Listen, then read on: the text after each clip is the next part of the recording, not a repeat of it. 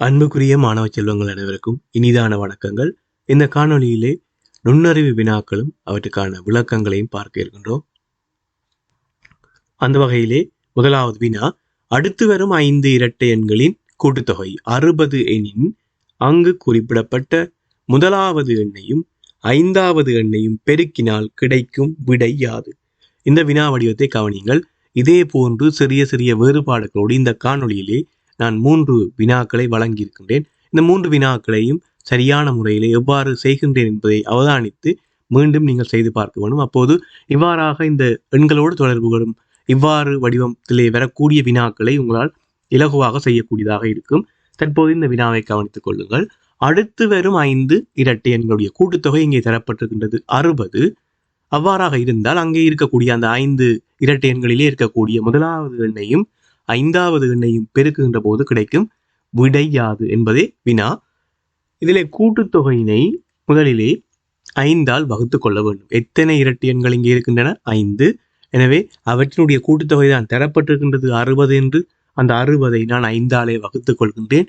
எனக்கு 12 விடையாக கிடைக்கின்றது. இந்த 12 தரப்பட்ட அந்த 5 இரட்டை எண்களில் தரப்பட்ட அந்த தொடர் 5 இரட்டை எண்களிலே நடுவே அமையக்கூடிய இரட்டை எண்ணாக இருக்கும். எப்பொழுதுமே 60ஐ நாங்கள் 5ஆல் வகுக்கும் போது கிடைக்கின்ற இந்த 12 தரப்பட்ட எண் தொடரிலே இவ்வாறான வினாக்களுக்கு நீங்கள் இந்த முறையை பயன்படுத்தலாம். தரப்பட்ட அந்த எண் தொடரிலே நடுவே அமையக்கூடிய எண்ணாக அமையும். எனவே நடுவே அமையக்கூடிய எண் உங்களுக்கு தெரிந்தால் அந்த 5 இரட்டை எண்களையும் இலகுவாக இனங்காணக்கூடியதாக இருக்கும். நடுவிலே 12 இருந்தால் அதற்கு முன்னர் 10, அதற்கு முன்னர் 8ஆக இருக்கும். அடுத்ததாக 12 தொடர்ந்து 14, 16 என்ற வகையிலே அந்த 5 இரட்டை இலக்கங்களும் அதாவது இரட்டை எண்களும் அமைந்து கொள்ளும். தற்போது அந்த 5 இரட்டை எண்களையும் கண்டுபிடித்திருக்கின்றோம். அடுத்ததாக நாங்கள் வினாவை பார்ப்போம். இங்கே இருக்கக்கூடிய முதலாவது எண்ணையும் 5வது எண்ணையும் பெருக்கினால் கிடைக்கும் விடை யாது? இதிலே இந்த 5 இரட்டை எண்களிலே முதலாவதாக 8 இருக்கின்றது, 5வதாக 16 இருக்கின்றது. அதனை நாங்கள் இங்கே பெருக்க வேண்டியதாக இருக்கும். 16ஐ 8ஆல் பெருக்குகின்ற போது எங்களுக்கு 128 கிடைக்கும், விடையாக கிடைக்கும். எனவே இந்த வினாவிலே நான் செய்திருக்கிற இந்த முறையை நன்றாக அவதானித்துக் கொள்ளுங்கள். 5 இரட்டை எண்கள், இதிலே மிக முக்கியமானது 5ம் தொடர்ச்சியாக, அதாவது அடுத்து வரும் 5 இரட்டை எண்கள், அதனை கவனித்துக் கொள்ள வேண்டும். அடுத்து வரும் 5 இரட்டை எண்கள் தொடர்ச்சியாக இருக்கக்கூடிய 5 இரட்டை எண்களுடைய கூட்டுத்தொகை 60ஆக இருக்கின்றது. நான் 60ஐ 5ஆல் வகுக்கின்றேன். அவ்வாறு வகுக்கின்ற போது அந்த 5 இரட்டை இலக்கங்கள் இரட்டை எண்களிலே நடுவிலே இருக்கக்கூடிய எண்ணங்களுக்கு கிடைக்கும். அதனை வைத்துக்கொண்டு அந்த 5 இரட்டை எண்களினை நாங்கள் கண்டுபிடித்துக் கொள்கின்றோம். அதன் பின்னர் இலகுவாக கேட்கப்பட்ட வினாவிற்கு விடையை பெற்றுக் கொள்ளக்கூடியதாக இருக்கும். அடுத்த வினாவை கவனிங்கள். அடுத்து வரும் 7 ஒற்றை எண்களின் கூட்டுத்தொகை 63 எனின் அங்கு குறிப்பிடப்பட்ட முதலாவது எண்ணையும் 5வது எண்ணையும் கூட்டினால் கிடைக்கும் விடை யாது? முதலாவது நாங்கள் பார்த்த வினாவிலிருந்து இது சற்று வேறுபடுகின்றது. எவ்வாறு என்று சொன்னால், அங்கே இரட்டை எண்களுடைய கூட்டுத்தொகை தரப்பட்டிருந்தது, இங்கே ஒற்றை எண்களுடைய கூட்டுத்தொகை தரப்பட்டிருக்கின்றது. அதே நேரம் எண்ணிக்கையும் வேறுபாடாக இருக்கின்றது. 7 ஒற்றை எண்கள், அடுத்து வரும் 7 ஒற்றை எண்களுடைய கூட்டுத்தொகை 63 என தரப்பட்டுகின்றது. அதே நேரம் இங்கு கூட்டுகின்ற செயற்பாடு சொல்லப்பட்டிருக்கின்றது. முதலாவது எண்ணையும் 5வது எண்ணையும் கூட்டினால் கிடைக்கும் விடைதான் இங்கே கேட்கப்பட்டிருக்கிறது. அங்கே பெருக்கல் செயல்முறை, இங்கே கூட்டல் செயல்முறை. தற்போது நாங்கள் இலகுவாக இந்த எண்களை முதலிலே இனங்கண்டு கொள்ளும். எவ்வாறெனின் ஏற்கனவே நாங்கள் பார்த்த அதே முறையிலே இங்கு நாங்கள் செய்து கொள்ளக்கூடியதாக இருக்கும். 63ஐ 7ஆலே வகுத்து கொள்ள வேண்டும். ஏற்கனவே பார்த்த வினாவிலே கூட்டுத்தொகையினை நாங்கள் அந்த எண்களுடைய எண்ணிக்கையால வகுத்திருந்தோம். இங்கும் அதே போன்றுதான்.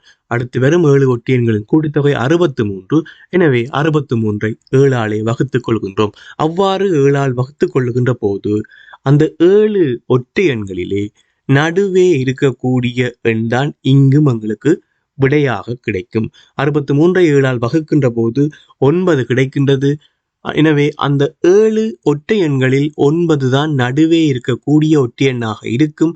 நடுவிலே இருக்கக்கூடிய எண் 9ஆக இருந்தால் அதற்கு முன்னர் 3 ஒற்றை எண்களும் அதற்கு பின்னர் 3 ஒற்றை எண்களும் தரப்பட்ட வினாவின்படி காணப்படும். எனவே அனைத்து அந்த 7 ஒற்றை எண்களை நாங்கள் இலகுவாக காணக்கூடியதாக இருக்கும்.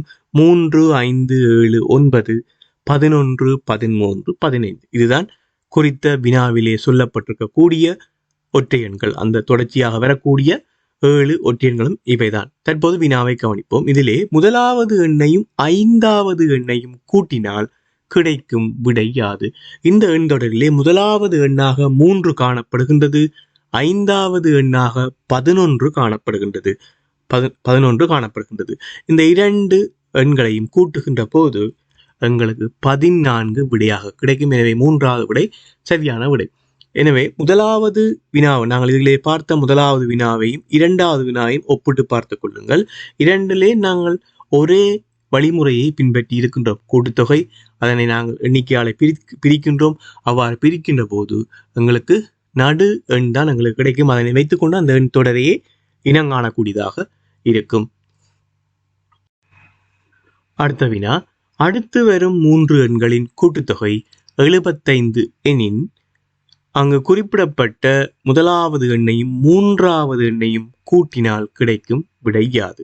இந்த வினாவை பாருங்கள். நாங்கள் பார்த்த முதல் 2 வினாக்களில் இருந்து இது எவ்வாறு வேறுபடுகின்றது என்று சொன்னால், முதலாவது வினா இரட்டை எண்களுடைய கூட்டுத்தொகையோடு தொடர்புடையதாக இருந்தது. 2வது வினா ஒற்றை எண்களுடைய கூட்டுத்தொகையோடு தொடர்புடையதாக இருந்தது. இந்த வினா ஒற்றையன் இரட்டையன் என்ற எண்ணிக்கை என்ற வேறுபாடு இல்லாமல் அடுத்து வரும் 3 எண், அதாவது தொடர்ச்சியாக வர வேண்டும், அடுத்து வரக்கூடிய 3 எண்கள் என்றுதான் சொல்லப்பட்டிருக்கின்றது. ஆகவே இங்கும் நாங்கள் அதே முறையை பின்பற்றலாம். 75ஐ 3ஆலே வகுத்து கொள்ள வேண்டும். 75ஐ 3ஆலே வகுக்க வேண்டும். அவ்வாறு வகுக்கின்ற போது அந்த 3 எண்களிலே நடு எண் எங்களுக்கு கிடைக்கும். 3 எண்களிலே நடு எண். 75ஐ 3ஆலே வகுக்கின்ற போது 25 கிடைக்கின்றது. இந்த 3 எண்களிலே நடு எண் 25ஆக இருந்தால் அதற்கு முந்தைய எண் 24ஆக இருக்கும். 25க்கு பிந்திய எண் 26ஆக இருக்கும். தற்போது 3 எண்களையும் கண்டுபிடித்திருக்கின்றோம். பாருங்கள், இந்த 3 வினாவிலும் நான் பயன்படுத்திய முறை ஒரே முறைத்தான் பயன்படுத்தி இருக்கின்றேன். இது எண்களுக்கு இடையிலாக இருக்கக்கூடிய இயல்புகள், அவற்றுக்கு ஒன்றோடு ஒன்று இருக்கக்கூடிய தொடர்புகளை வைத்துக்கொண்டு இந்த செய்முறை பயன்படுத்தப்பட்டிருக்கின்றது. தற்போது வினாவை பார்ப்போம். முதலாவது எண்ணையும் 3வது எண்ணையும் கூட்டினால் கிடைக்கும் விடையாது? முதலாவது எண் 24, 3வது எண் 26. இந்த 2 எண்களையும் கூட்டுகின்ற போது விடையாக 50 கிடைக்கும். ஆகவே அன்புக்குரிய மாணவர்களை, இதிலே இந்த முதல் 3 வினாக்களை நன்றாக அவதானித்துக் கொள்ளுங்கள். எவ்வாறாக செய்முறை பயன்படுத்தப்பட்டிருக்கின்றது என்பதை பார்த்துக் கொள்ளுங்கள். 3மே ஒன்றுக்கொன்று வேறுபட்ட வினா வடிவங்களாக இருந்தாலும் 3லும் பயன்படுத்திய செய்முறை ஒரே வடிவமாகவே இருக்கின்றது. இதிலே மிகவும் குறிப்பிடத்தக்க ஒரு விடயம் இருக்கின்றது. என்னன்னு சொன்னால், இந்த 3 வினாக்களை நீங்கள் பார்த்தீர்களாக இருந்தால் எண்களுடைய எண்ணிக்கை, அங்கே பயன்படுத்தப்படுகின்ற அந்த எண்களுடைய எண்ணிக்கை ஒற்றை எண்ணாகவே காணப்படும். அடுத்து வரும் 3 எண்கள், அடுத்து வரும் 5 எண்கள், அடுத்து வரும் 7 எண்கள், அடுத்து வரும் 9 எண்கள், இவ்வாறு ஒற்றை எண்களுடைய எண்ணிக்கையிலே தான் நான் பயன்படுத்தி இருக்கின்றேன். அதற்கான காரணம், அதனைத்தான் நாங்கள் வகுக்கின்ற போதங்களால் அந்த எண் தொடரிலே நடு எண்ணை பெற்றுக்கொள்ளக்கூடியதாக இருக்கும். ஒற்றை எண்ணுடைய எண் தொடரிலே தான் நடு எண் எங்களுக்கு கிடைக்கும். இரட்டை எண்ணாக இருந்தால் அவ்வாறு நடு எண் கிடைக்காது. அதனை கவனத்தில் கொள்ளுங்கள். அடுத்த வினா, 1 தொடக்கம் 5 வரையான இலக்கங்களில் ஓர் இலக்கத்தை ஒரு தடவையும் இன்னொரு இலக்கத்தை 2 தடவையும் மற்றொரு இலக்கத்தை 3 தடவையும் எழுதும் போது அவற்றின் கூட்டுத்தொகைக்கு இருக்கக்கூடிய ஆகவும் கூடிய பெருமானம் யாது? இந்த வினாவை கவனியுங்கள். இந்த வினாவிலே சொல்லப்பட்டிருக்கின்றது 1 தொடக்கம் 5 வரையான இலக்கங்கள். ஆகவே இந்த வினாவை நாங்கள் பயன்படுத்த வேண்டிய இலக்கங்கள் 1, 2, 3, 4, 5. இந்த 5 இலக்கங்களையும் தான் நாங்கள் பயன்படுத்தலாம். அதே நேரம் அறிவுறுத்தல் சொல்லப்பட்டிருக்கின்றது எவ்வாறு பயன்படுத்தலாம் என்று. ஏதாவது ஒரு இலக்கத்தை நீங்கள் ஒரு தடவை பயன்படுத்தலாம், ஒரு இலக்கத்தை ஒரு தடவை பயன்படுத்தலாம், மற்றொரு இலக்கத்தை 2 தடவை பயன்படுத்தலாம், வேறொரு இலக்கத்தை 3 தடவை பயன்படுத்தலாம். தற்போது எங்களுக்கு 3 தடவைகள் பயன்படுத்துவது தொடர்பாகத்தான் இங்கே குறிப்பிடப்பட்டிருக்கின்றது. அதாவது 3 இலக்கங்களை தான் நாங்கள் பயன்படுத்த போகிறோம். 5 இலக்கங்களை நாங்கள் இங்கே பயன்படுத்த போவது இல்லை, தரப்பட்ட அறிவுறுத்தல் கேட்ட வகையில். எனவே இங்கே வினாவிலே கேட்கப்பட்ட விடயம் ஆகக்கூடிய பெருமானம். இந்த அறிவுறுத்தலின்படி நாங்கள் செயற்படுகின்ற போது எங்களுக்கு கிடைக்கக்கூடிய அந்த நாங்கள் எழுதிய அந்த இலக்கங்களுடைய கூட்டுத்தொகைக்கு இருக்கக்கூடிய ஆகவும் கூடிய பெருமானம் என்பதுதான் வினா. ஆகவே ஆகவும் கூடிய பெருமானம் எங்களுக்கு கிடைக்க வேண்டுமாக இருந்தால் நாங்கள் எழுதுகின்ற அந்த இலக்கம், நாங்கள் முதலாவதாக எழுதுகின்ற இலக்கம், அதாவது ஒரு இலக்கத்தை 3 தடவை எழுதலாம், ஒரு இலக்கத்தை 2 தடவைகள் எழுதலாம், ஒரு இலக்கத்தை ஒரு தடவை மாத்திரம் எழுதலாம். எனவே 3 தடவை எழுதக்கூடிய அந்த இலக்கம் பெரிய பெருமானமுடைய இலக்கமாக இருக்க வேண்டும். 1 தொடக்கம் 5 வரையான இலக்கங்களிலே மிகவும் பெருமானம் கூடிய பெரிய இலக்கமாக 5 காணப்படும். எனவே நான் 5-னை 3 தடவைகள் எழுதிக் கொள்கின்றேன். நன்றாக கவனிங்கள். 5 என்கின்ற இலக்கத்தை நான் 3 தடவைகள் பயன்படுத்துகின்றேன். 5 பயன்படுத்தி விட்டேன். தற்போது 4, அடுத்ததாக 4-னை நான் 2 தடவைகள் பயன்படுத்துகின்றேன். அடுத்ததாக 3-னை ஒரு தடவை பயன்படுத்துகின்றேன். தற்போது கூட்டுத்தொகையை அவதானியுங்கள். இந்த வினாவிலே நான் 5, 4, 3 இந்த ஒழுங்கினை ஏன் எடுத்துக்கொண்டேன் என்று சொன்னால், 3 தடவைகள் எழுதக்கூடிய அந்த எண், அந்த இலக்கம் மிகப்பெரிய இலக்கமாக இருந்தால் தான் உங்களுக்கு பெருமானம் கூடிய பெருமானமாக கிடைக்கும். நீங்கள் 3 தடவைகள் 1 என்ற இலக்கத்தை பயன்படுத்தலாம், அல்லது 3 தடவைகள் 2 என்ற இலக்கத்தையும் பயன்படுத்தி இருக்கலாம், அல்லது 3 தடவைகள் 3 என்ற இலக்கத்தை நீங்கள் பயன்படுத்தி இருக்கலாம். ஆனால் அவ்வாறு நீங்கள் பயன்படுத்துகின்ற போது உங்களுக்கு ஆகவும் கூடிய பெருமானம் கிடைக்காது. இங்கே நான் பயன்படுத்தி இருக்கின்ற இந்த ஒழுங்குமுறையிலே எங்களுக்கு கிடைக்கக்கூடிய கூட்டுத்தொகைக்கு இருக்கக்கூடிய அந்த பெருமானமானது ஆகக்கூடிய பெருமானமாக இருக்கும். இந்த அறிவுறுத்தலுக்கு ஏற்ற வகையில் செயற்படுகின்ற போது 26 விட கூடிய பெருமானம் இந்த வினாவிற்கு கிடைக்காது. ஆகவே நான் இங்கே பயன்படுத்தி இருக்கக்கூடிய இந்த வழிமுறையை நன்றாக கவனித்துக் கொள்ளுங்கள். 3 தடவைகள், 2 தடவைகள், 1 தடவை என்ற வகையிலே பயன்படுத்த வேண்டும். எனவேதான் நான் 1 to 5 வரையான இலக்கத்திலே 5-னை 3 தடவைகளும், 4-னை 2 தடவைகளும், 3-னை 1 தடவையும் பயன்படுத்தி இருக்கின்றேன். 5 தடவைகள் 3 15, 4 தடவைகள் 2 8, 3 தடவைகள் 1 3. அவற்றை கூட்டுகின்ற போது 26 எனக்கு விடையாக கிடைக்கும். ஆகவே இதற்கு சரியான விடை 26. அடுத்த வினா, 12 சென்டிமீட்டர் நீளமும் 9 சென்டிமீட்டர் அகலமும் கொண்ட செவ்வக வடிவ அட்டையிலிருந்து 3 சென்டிமீட்டர் பக்க நீளம் கொண்ட சதுர வடிவான அட்டைகள் எத்தனை வெட்டி எடுக்கலாம்? தரப்பட்ட வினாவிலே ஒரு செவ்வக வடிவ அட்டை, அதனுடைய நீள அகலங்கள் சொல்லப்பட்டிருக்கின்றன. நீளம் 12 சென்டிமீட்டர், அகலம் 9 சென்டிமீட்டர். இதிலிருந்து நாங்கள் சதுர வடிவான அட்டைகள் தான் வெட்டி எடுக்க வேண்டும். அந்த சதுரத்தினுடைய பக்க நீளம் 3 சென்டிமீட்டராக இருக்க வேண்டும். இதை நாங்கள் 2 வழிமுறைகளிலே செய்து கொள்ளலாம். முதலிலே இலகுவாக விளங்குவதற்காக நான் படத்தை பயன்படுத்துகின்றேன். படத்திலே செவ்வகத்தினை நன்றாக கவனி, படத்திலே இருக்கக்கூடிய செவ்வகத்தினை நன்றாக அவதானித்துக் கொள்ளுங்கள். நீள அகலங்கள் 12 சென்டிமீட்டர், அகலம் 9 சென்டிமீட்டர். இதிலே 3 சென்டிமீட்டர் பக்க நீளம் என்று சொல்லுகின்ற போது நாங்கள் வெட்டி எடுக்க வேண்டிய அந்த சதுர வடிவான அட்டையினுடைய பக்க நீளம் 3 சென்டிமீட்டர்.